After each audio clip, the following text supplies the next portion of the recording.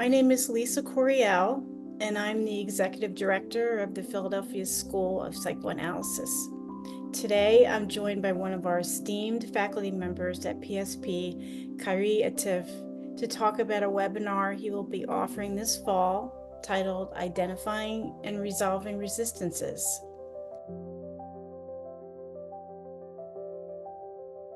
I kind of begin with just a basic kind of understanding first of, the notion or the concept of resistance in the common language, not necessarily the technical language of psychoanalysis, but just the common language. When you think of resistance, you think of an act or an action of fighting against something that is attacking you, right? Or a refusal, it's a good word, a refusal to accept something, and this is oftentimes identified in the kind of social dynamic that you see in the creation of the other. There has to be an other, and there's oftentimes serves as a foundation for creating distinctions of power, distribution of resources, and sometimes just the status of being seen as a full or a whole human being. So that can feel like and be experienced, rightfully so, as a kind of an attack. And so it becomes natural for there to be a measure of resistance to that kind of dynamic. And so I think, I start with that general definition, and then, the class, we're going to explore some of the theoretical concepts of resistance from a classical perspective, from object relations perspective, from self-psychology perspective. So it's an opportunity for people to delve into various theoretical orientations, the body of knowledge that exists in those areas,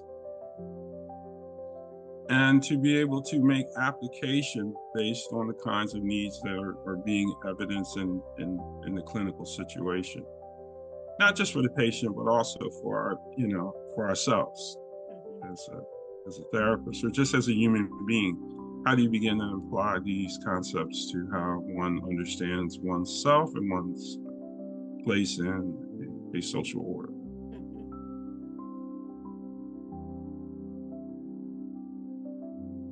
What I think the effort that produces the kind of enrichment is that everybody's a student, everybody's a teacher, everybody is bringing, their experience, and so it's more of a facilitation and an exploration, but exposing people to these analytic concepts and theories. But the course also tries to make the connection with various techniques that are used in modern analysis to close that gap between the self and other. If we start from the basic concept or the basic position of the effort is to make that which is unconscious conscious, and anything that impedes that will be seen as a resistance. To once we move from a topographical kind of model to a more structural model of id, ego, superego, then we start looking at that from the perspective of defenses. Resistance indicating that the defense is in operation.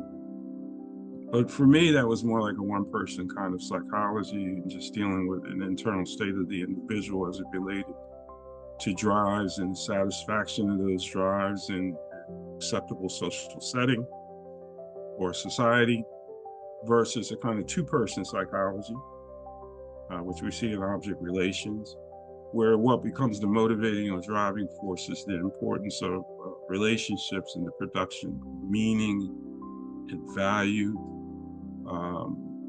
then what things get in the way of that kind of relationship. So we're going to explore that. Getting to the position that you can see the whole person as they are and not as I may need them to be is a movement towards health. And in that movement, trying to resolve those resistances, either of illusion or distortion, it has to be done with a degree of understanding, it has to be done with a degree of love, not in the therapy sense of love. I mean, in the psychoanalytic sense of analysis is essentially a cure through love. So in that exchange, the person can feel understood. We can value the individual's journey through life and how they've really worked extremely hard to stay grounded, to have both feet in the world. It's a very difficult task for all of us, and to feel that you're being honored for the effort that you've made and not judged but honored, I think is the key to resolving those kinds of resistances. Well, yeah, I'm going to say surprise, surprise, Freud.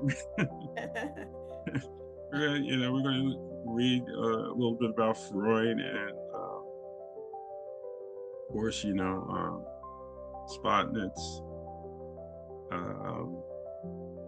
And one of the recommended texts that we're going to use is going to be Martha Stark. But our discussion will involve some of my favorites. We'll talk a little bit about Klein and Winnicott, if ever, and we'll delve into a little, Heinz Kohut, and a variety of different things, because I think the students are going to bring material and things to the class, different folks that they're reading and that they want to have a better understanding of.